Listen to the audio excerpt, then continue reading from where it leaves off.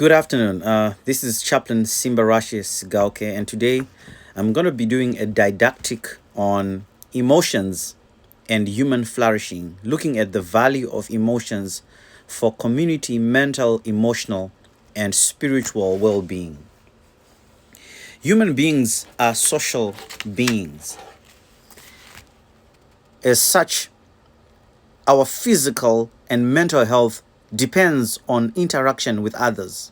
Yet, despite this need, millions suffer from chronic isolation. People who live in isolated conditions suffer from documented psychiatric issues, including depression, stress, changes in cognition, memory loss, and impaired concentration. Additionally, people who suffer from effects of isolation have an increased frequency of illnesses and a shorter lifespan. It is therefore important to remember that humans are social creatures and no one likes to live alone. Let's look at the history of emotions. Early Christian theologians took early philosophical ideas about passions, infused them with biblical themes, and disseminated them far beyond the bounds of the Greco-Roman world. The early Christian perspectives on emotions were heavily influenced by Socrates and Plato's cautionary and the Stoic negative assessments of the passions and their results. Pre-Christian era was heavily influenced by the Stoic worldview of apatheia.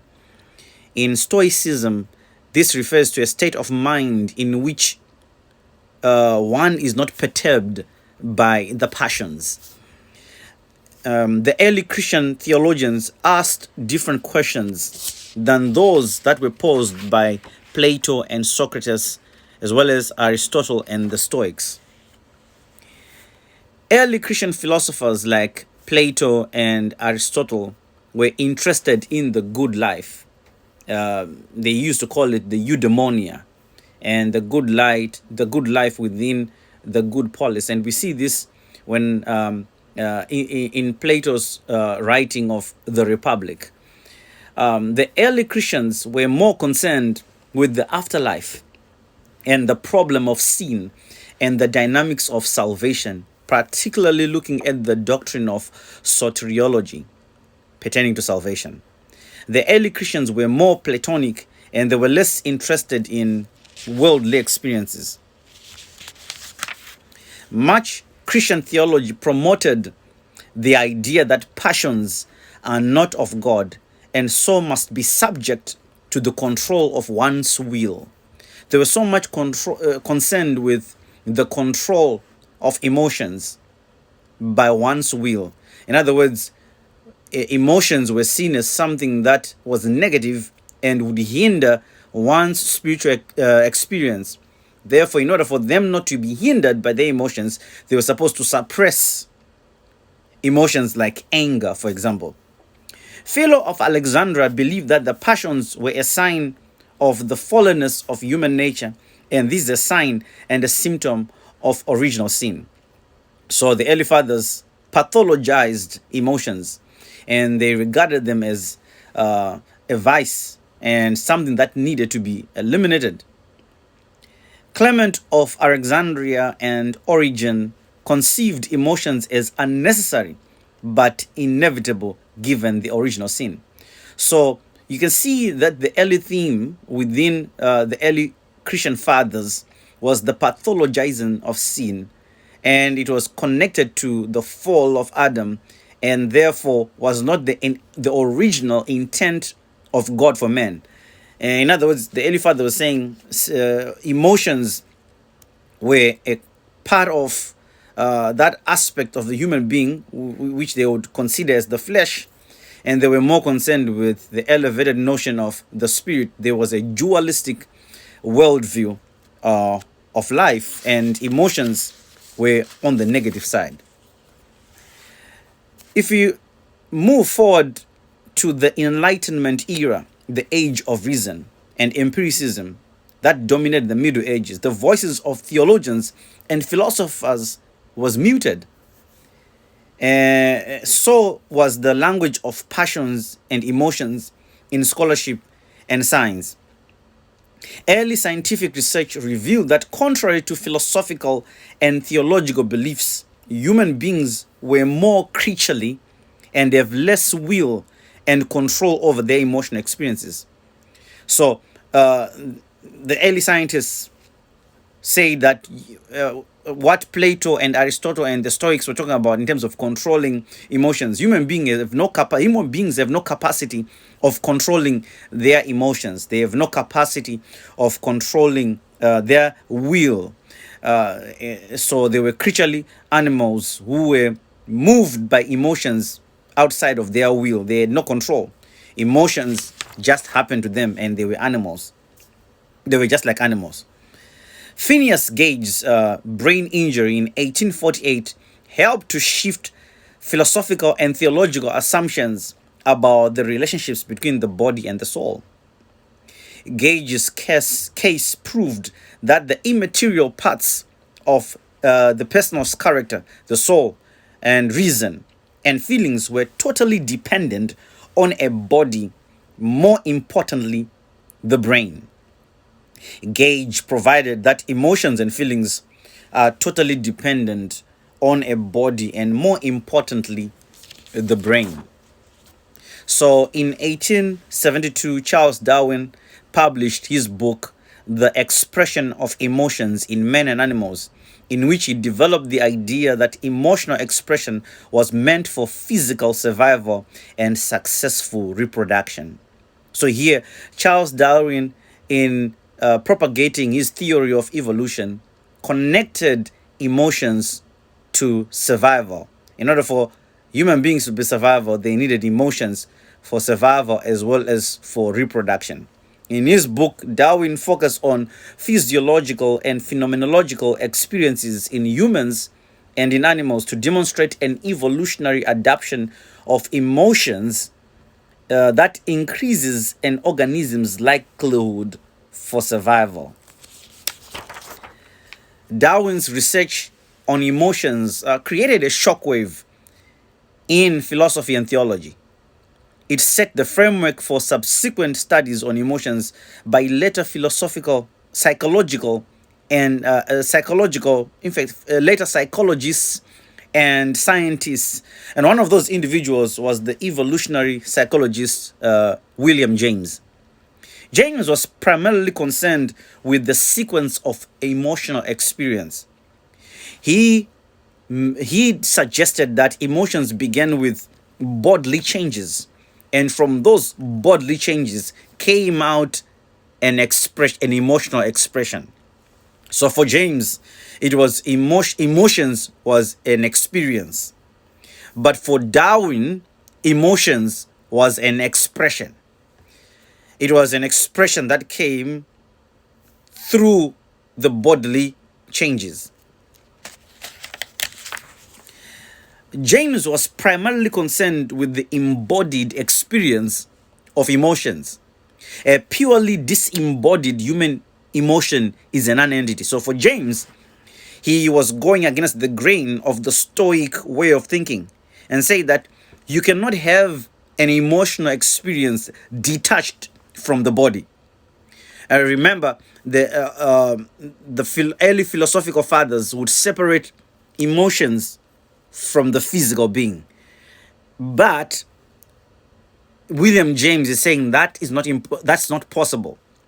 And like the Stoics, who believed that they could extirpate emotions, James believed that emotional disassociation from all bodily feelings is inconceivable. This leads to an individual by the name of Paul MacLean, who was a physician and a scientist who studied the relationship between human brain and emotions extensively. MacLean believed that emotions are evolutionary derived sections of the brain. MacLean argued that the human brain is made up of three formations: the reptilian, the paleomammalian or the limbic brain, and the neomammalian or the rational brain. Psychologist Magna B. Arnold came up with the appraisal theory of emotions. An emotional sequence is generated by an initial appraisal that evokes the suitable physiological reactions and the emotional experience itself. So it was object-oriented understanding of emotions. Objects or situations were perceived, and then the brain would appraise it. The brain would appraise an experience or a situation and make a judgment whether to like that situation or that object, or to dislike that situation, which then led to an approach. In other words, they would either withdraw or deal with that object or situation accordingly. Essentially, an emotion is triggered by the initial appraisal of a given situation. For example, if I see a lion, I appraise in my brain whether I'm supposed to like the lion or dislike, whether I'm supposed to fight or flee.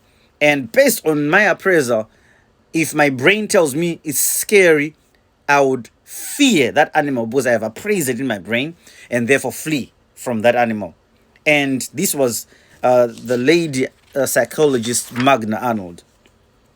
Sigmund Freud viewed emotions being pathological. However, unlike empiricists who dismissed the study of emotions, he agreed with Friedrich Nietzsche that the study of emotions was important.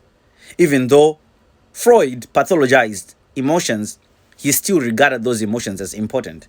In the post-Freudian understandings, however, effects such as anxiety are not understood to be wholly pathological. So, post-Freud, who pathologized anxiety, those philosophers, in fact, those psychologists who came after him, began to view anxiety or emotions not necessarily as pathological.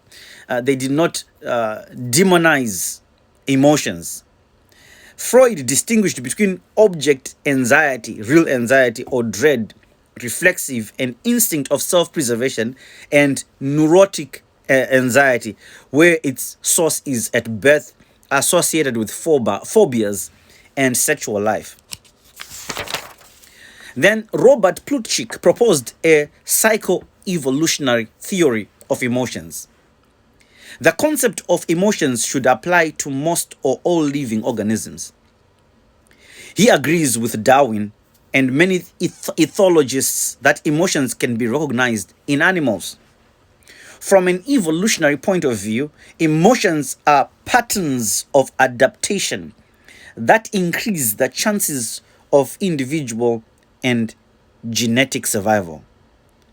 And we all know Plutchik of his famous the feeling wheel we see in CPE. When we study CPE, we normally have that wheel with many emotions, whether you're sad, feeling excited, happy, and we have used that wheel extensively in CPE to increase our language around emotions.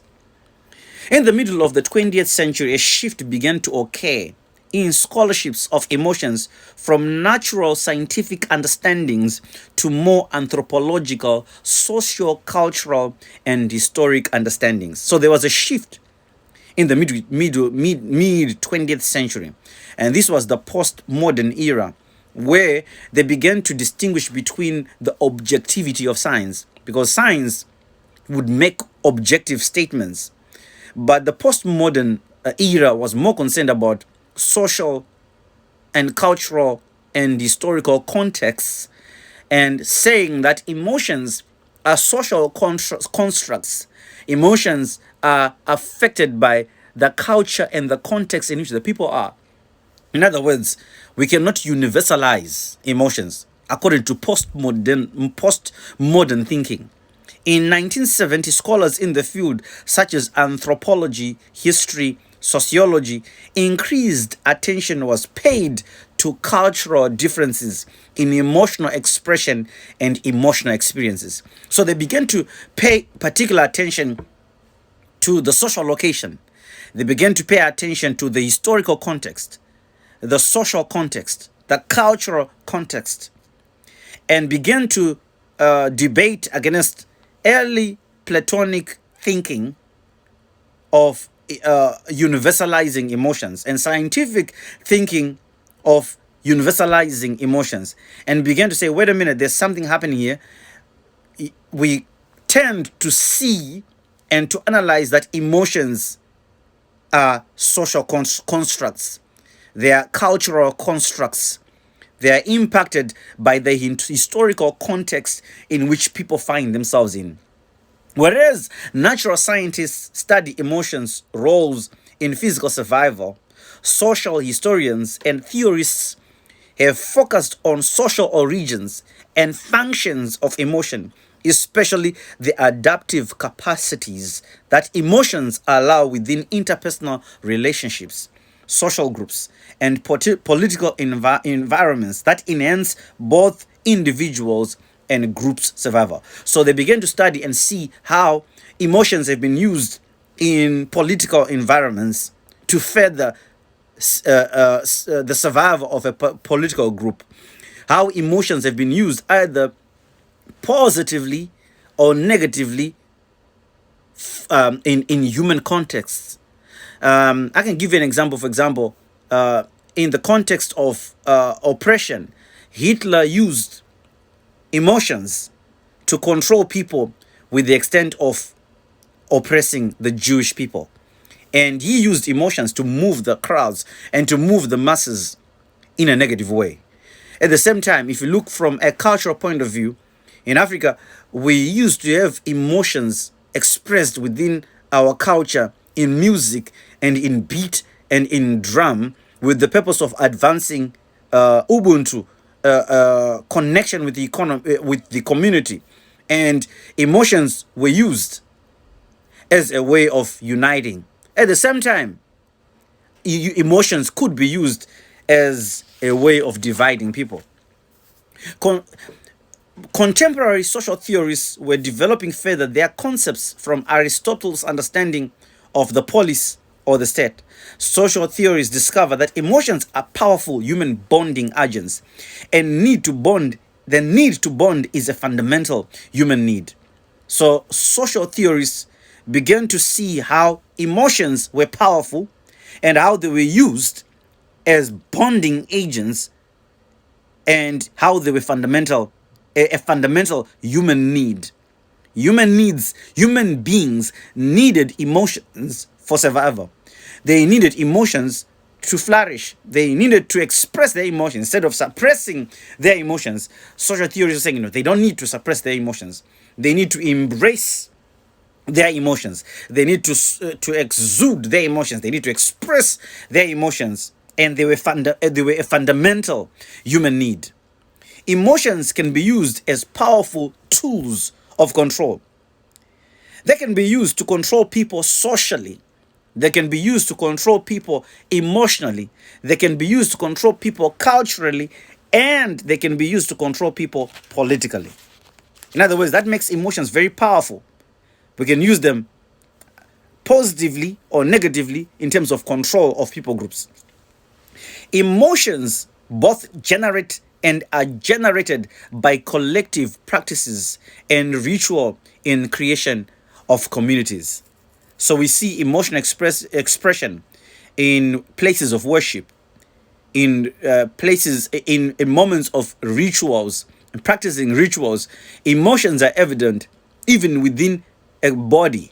We have seen emotions being used even within political cycles, where emotions have been used for the manipulation of a people group to meet particular ends.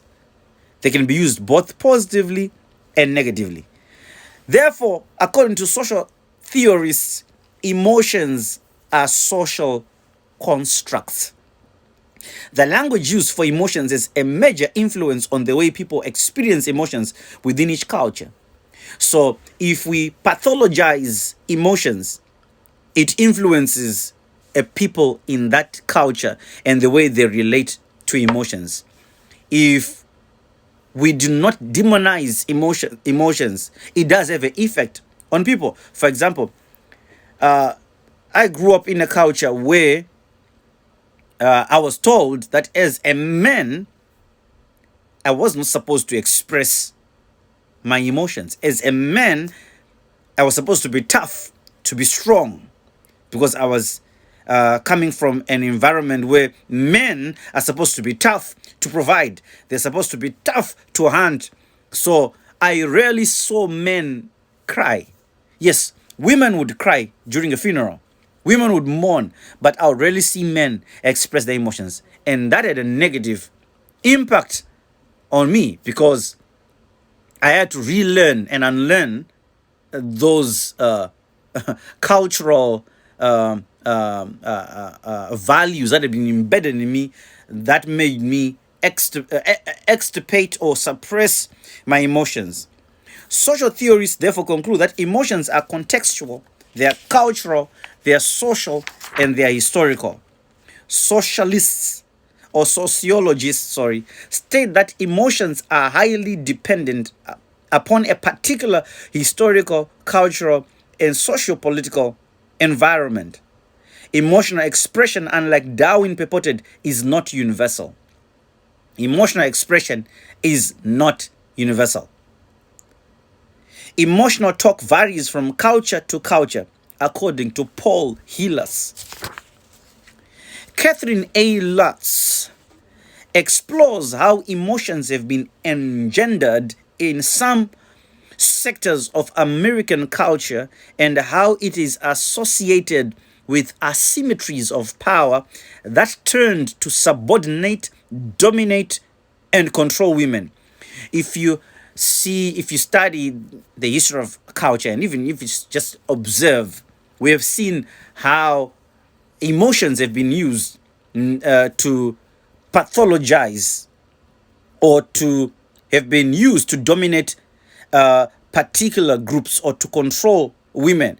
We all know of the trope of an angry black woman, and this is used as a tool to inhibit African American women or black women from expressing their anger when they are fighting against oppression and prejudice against them as a people group.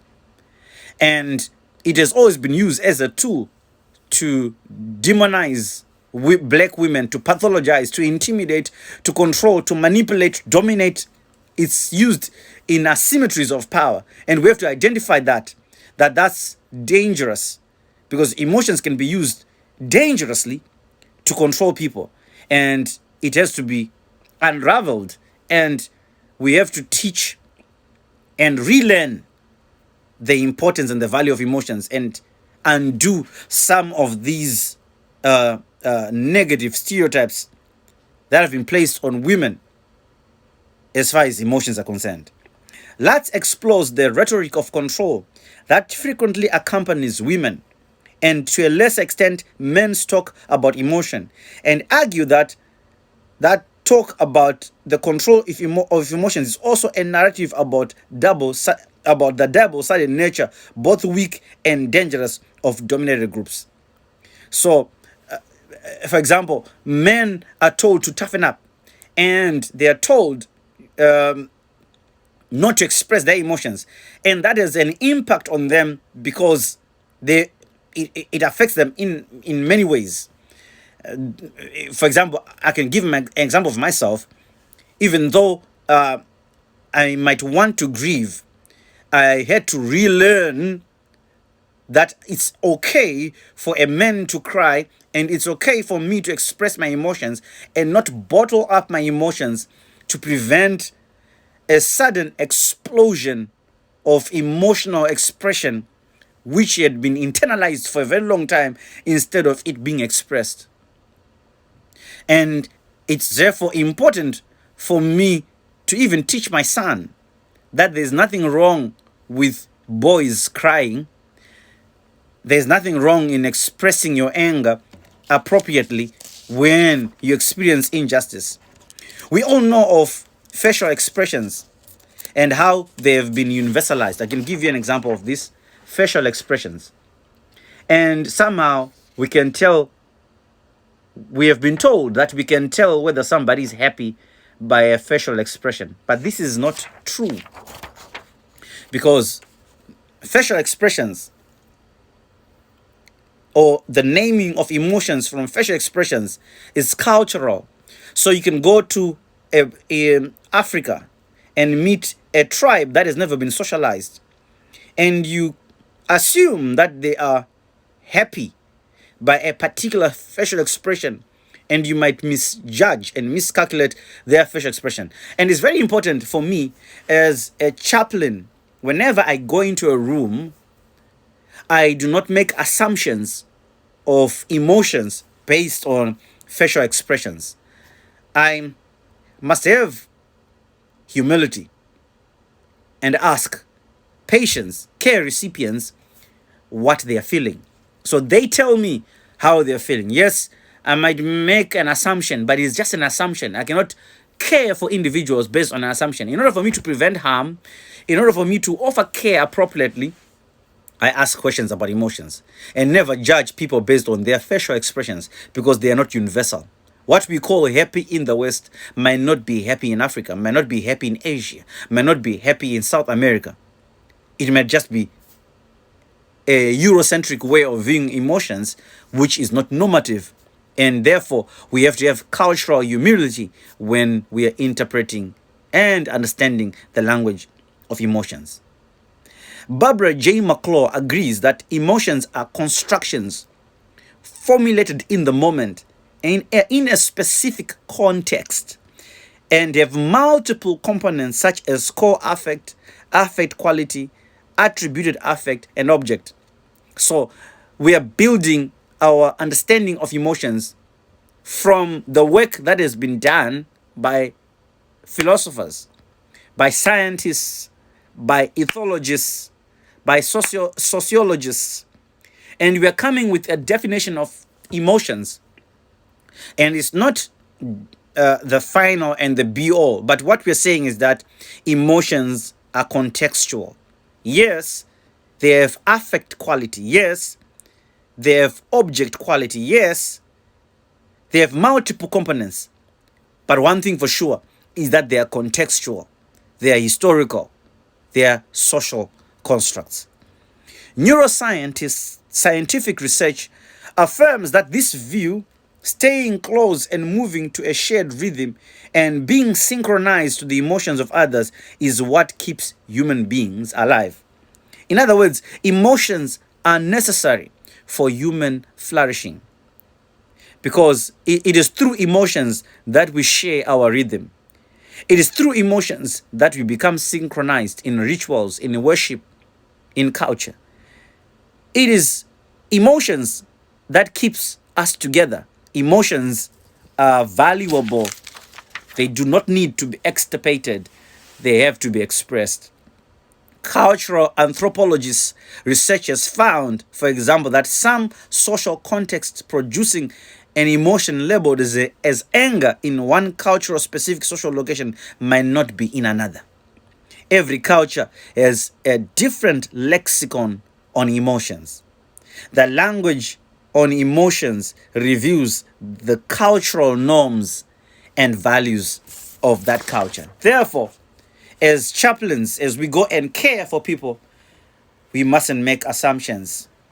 We mustn't make a broad painting brush of emotions on a people group.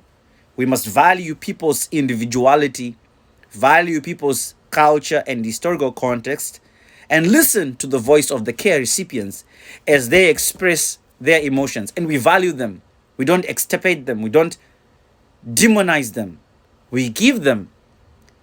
We value them as necessary for human emotions. As we sit with patients in rooms, as we sit with staff in offices, in cubicles, let us remember that emotions are valuable and necessary for human emotions, for human flourishing, and we do value them. This is my teaching my didactic and my sharing on the value of emotions for human flourishing. Thank you.